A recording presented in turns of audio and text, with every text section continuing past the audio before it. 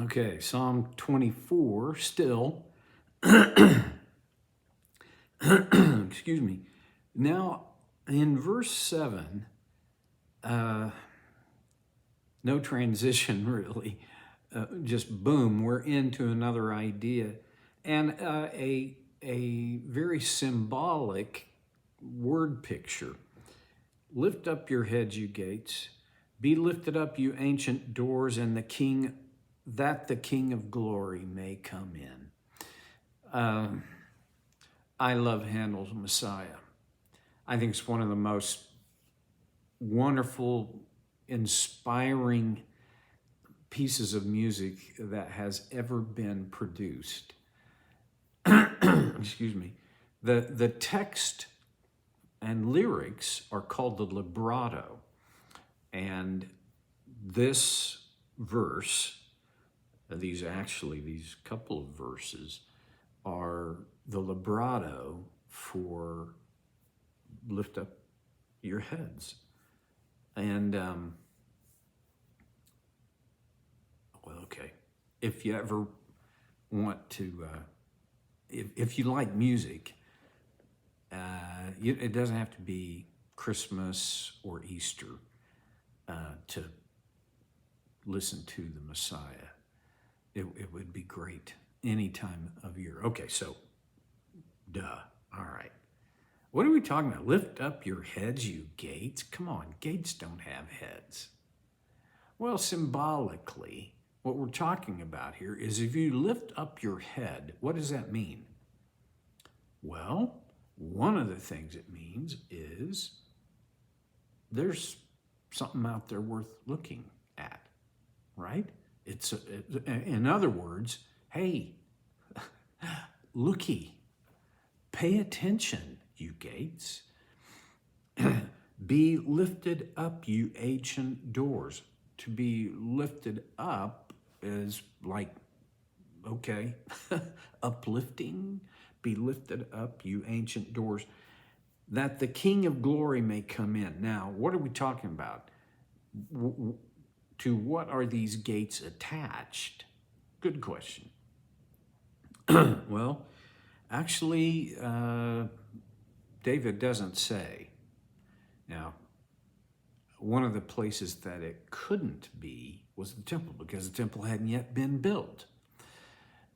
So it would probably be the city of Jerusalem, the city of David, Mount Zion. Lift up your heads. Be lifted up, you ancient doors. In other words, hey, pay attention here, gates and doors. And then he says, here's why, that the King of glory may come in. There's a part of me that, and you know, I see symbols in everything, it seems like. I can make small things large. That's just a gift. Well, here's an idea. Lift up your heads, be lifted up, ancient gates and doors, that the King of glory may come in. Now, the King of glory here is God himself. I think David had a sense of the coming Messiah. He prophesies about the anointed coming. So it could have been talking about Jesus, but he wouldn't have thought of him as Jesus. He would have thought of him as the Lord, the King of glory. That's the first thing I want to look at. The King of glory. Well, who was the king of rock and roll? Hard to say. There's so many of them. But the King of glory, well, basically what that means is there's nobody whose glory is as his is. He's the King of glory. In our world, I don't think we focus often enough. Well, okay, back up, Steve. I don't focus often enough on the glory of God, the fact that God is the King of glory. And his glory is reflected in so many ways. Maybe on one level, these gates and doors, they could be us. Maybe we need to look around, pay attention. The glory of the Lord is pretty much everywhere. In the most desolate places that I have ever been and seen, if I look carefully, I can see the reflection of his glory. Creation cries out, proclaiming the glory of God. Well, you know what else I think proclaims glory of God? Your story, my story. It can. I am an ordinary guy. And honest to goodness, I just think I'm just plain old ordinary. I don't think I have this manifest destiny. I have this huge, important, impactful thing that God saved my life in order for me to do. I don't know. I feel like he saved my life, and I'm so grateful for it. Now, what I just want to do is somehow reflect his glory. That is the one dramatic piece of my story. You don't have to have a dramatic story to reflect the glory of God. In my opinion, the greatest reflection of God's glory is his grace. Okay. The King of glory, look at this, may come in. Now, look, we know enough about God to know that he can go anywhere he wants to go. But did you notice that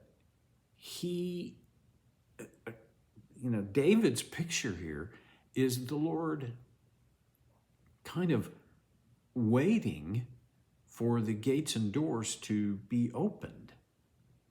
This is, to me, a very important aspect of how God works in people's lives. It is within his power to storm the gates of your soul. But did he do that? He didn't in my life. He waited for me to permit him. Now, someone might say, well, what about Paul? You know, that Damascus Road thing, that's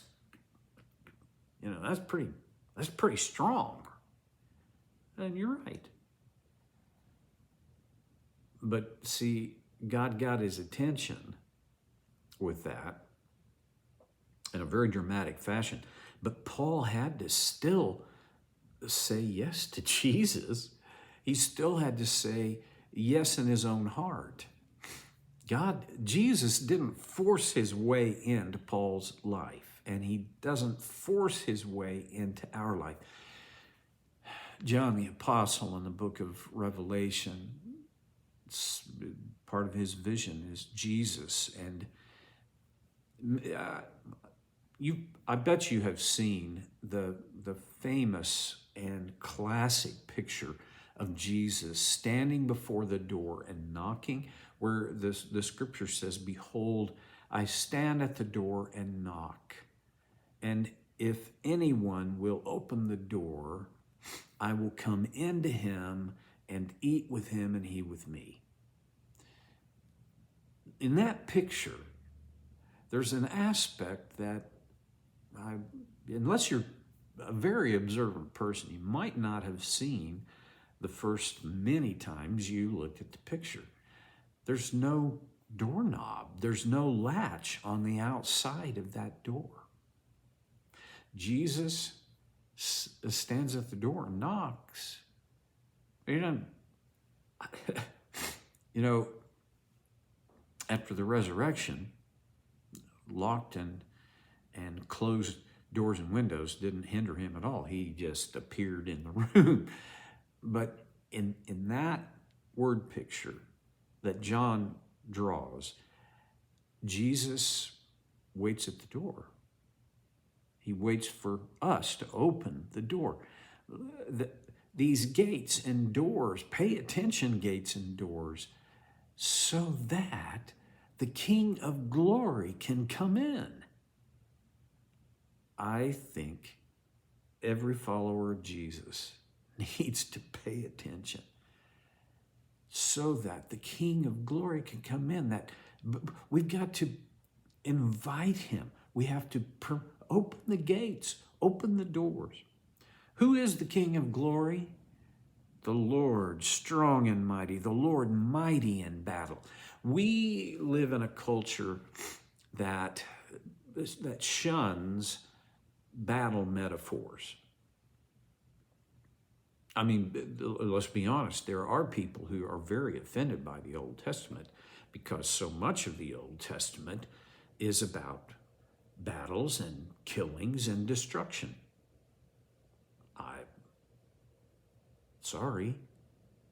Not sorry.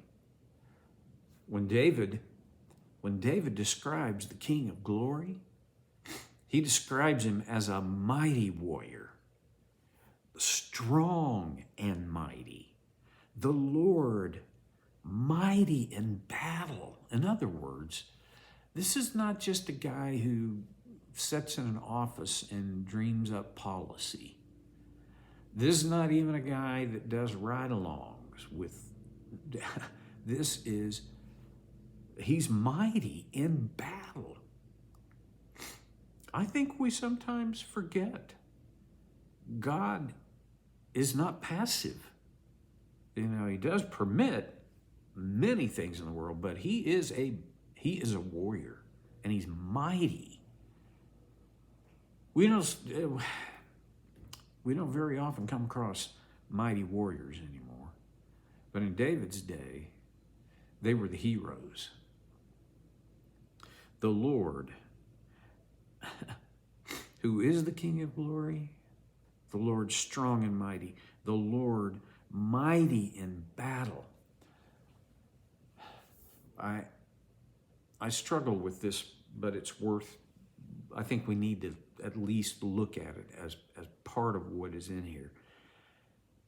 The Lord is a fighter, and looking at the Old Testament, beginning in Exodus, the Lord fights the battles for his people. I mean, he said so. He told Moses and various of the kings, just watch, I will fight this battle for you. Here's my struggle. I have battles in my life that are nothing like the battles that the Old Testament records. In fact, nothing like the battles that the disciples and the apostles faced in their day. But still, I have battles. And there are times when it feels like I'm on my own here. If the battle rages, but it's me. I got to fight this myself. On another level, though, God is fighting that battle. Here's what I have observed in my own life. Maybe it fits with yours. I believe God is fighting the battle for me, but not on my time frame and not according to my battle plan. Let's face it, none of us are smart enough to create that kind of a plan that the Lord Almighty, the King of Glory, should say, oh, well, I'll scrap my plan and go with yours. So maybe today the challenge is trust the Lord mighty in battle. See you next time on Soap Care with Stevie.